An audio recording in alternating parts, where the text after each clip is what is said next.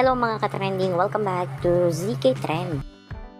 Kaliwat kanan ng bashing ngayon kay Bel Mariano sa social media, lalong-lalo na nga sa Twitter. Marami masasakit na salita ang binabato ngayon kay Bel. Sa kabila ng tatamong bashing, nanatatiling unbothered ang ating Bel. Isa sa mga binabato kay Bel ay ang pagiging main endorser niya ng PH Care na kung saan maraming fans na ang kabila ang pilit na pinagdikit sina Gabby Garcia at Bel Mariano. Sina Gabby Garcia, Kyla Estrada at Isabel ay mga bagong endorser ng PH Care. Kaya naman ito ang mga bashers ni Bel ay talaga namang grabe ang panglalait na ginawa kay Belinda. Who's giving the main endorser vibes? Definitely not the one in green. Ayon pa dito, minamakri nila ang height ni Bel Mariano na sobrang liit umano. Ngunit sa apat na produkto ng PH Care, ay kay Bel Mariano lamang ang sold out.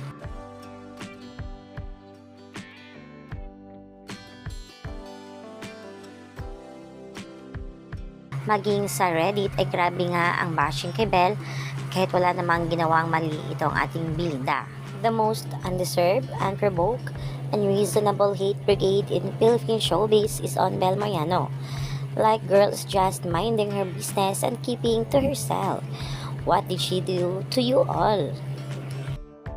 Ngunit sa kabila nga ng hate at bashing kay Bel, marami pa ring awards at recognition ang natatanggap itong ating Belinda. Jealousy and insecurity. That's the main reason. Buti na lang unmindful ang ating Bel. Focus na focus siya sa kanyang goal.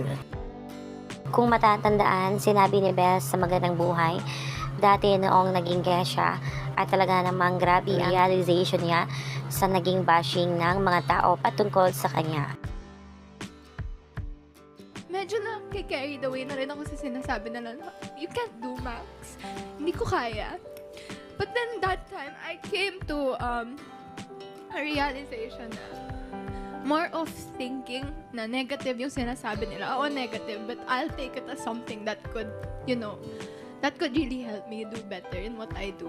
And I came to a realization rin na I won't be able to fulfill my purpose if tinitingnan ko yung sarili ko the way they see me. I should That's see not myself. who you are. Yes, Yes. I should see my identity in God.